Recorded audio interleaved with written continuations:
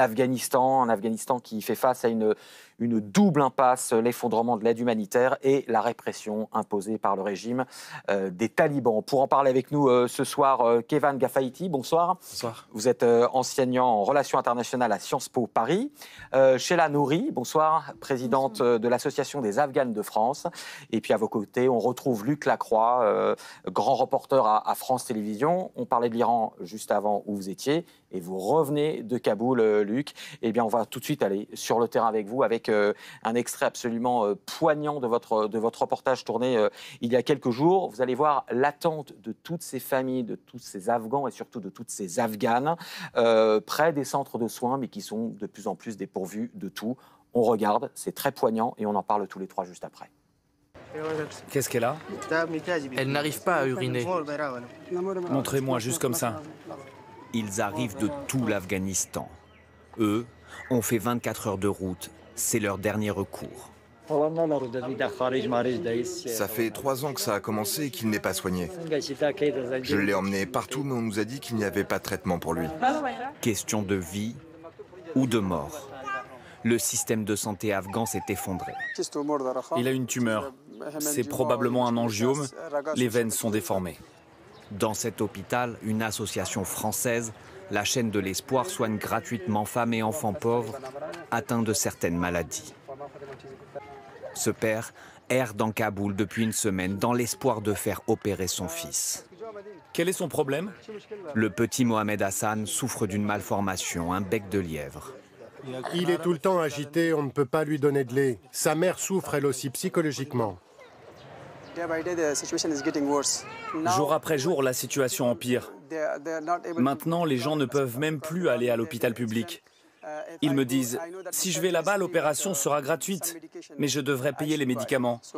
Si je ne peux même pas acheter de quoi manger, comment je pourrais payer des médicaments?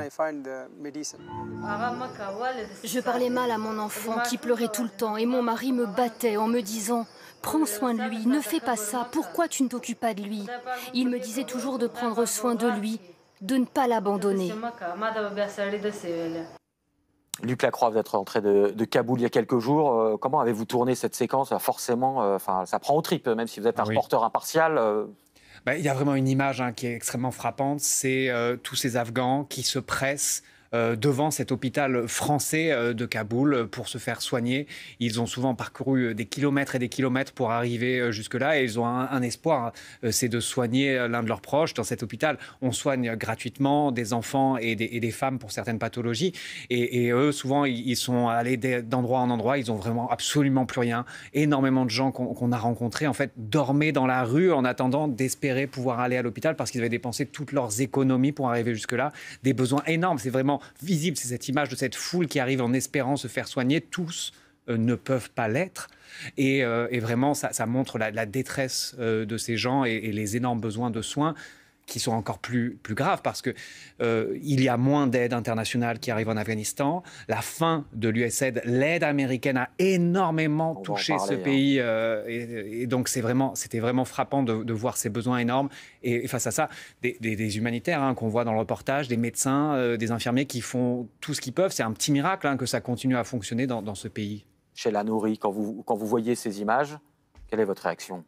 Je trouve que l'être humain a touché le fond. Parce que l'Occident a fermé les yeux et voilà où on en est. L'Afghanistan a déjà vivait sous perfusion. Et là, la perfusion, on l'a coupée. Donc imaginez ce qui se passe, vous avez vu. Donc les perfusions coupées, ça veut dire qu'il y a beaucoup de décès chez les femmes enceintes. Il y a beaucoup de bébés morts-nés. Il y a beaucoup d'enfants en sous-nutrition. Beaucoup de personnes âgées qui décèdent. J'ai des membres de ma famille qui sont décédés dernièrement parce qu'il y avait faute de soins. Donc c'est catastrophique, c'est dramatique ce qui se passe actuellement en Afghanistan. Oui, je disais, selon les chiffres de l'OMS, c'est plus de 10% de la population afghane qui pourrait être totalement privée de soins d'ici quelques mois. Donc évidemment, c'est énorme. Keyvan Gafaïti, quand on voit ça, la question que je me pose aussi, c'est...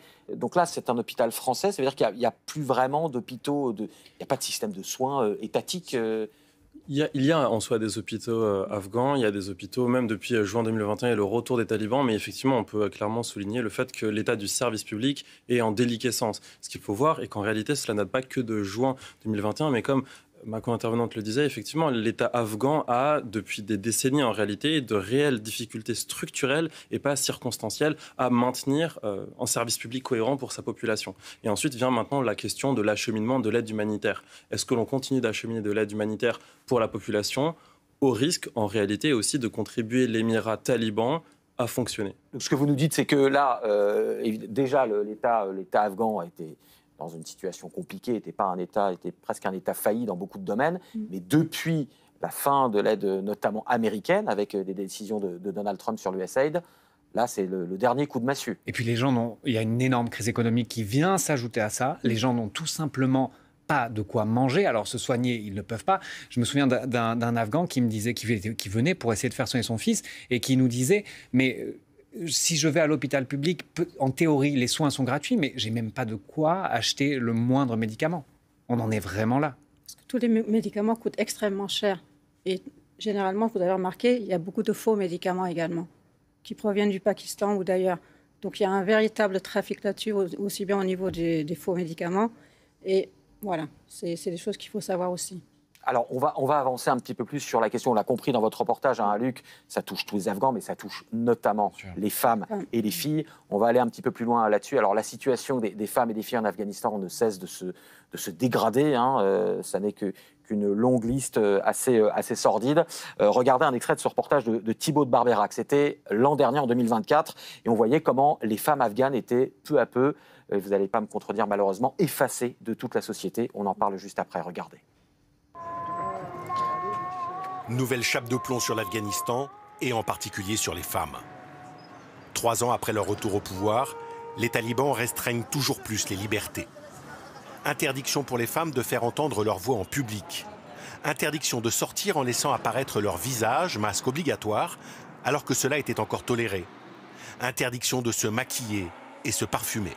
Cette nouvelle loi, c'est comme si on les attaquait vraiment dans leur existence même. C'est-à-dire qu'elles n'ont plus droit on n'a plus le droit d'entendre le son de la voix d'une femme et d'apercevoir ne serait-ce qu'un bout de corps d'une femme. Donc pour porter des gants, se cacher, etc. et ne pas être présente. En fait, c'est comme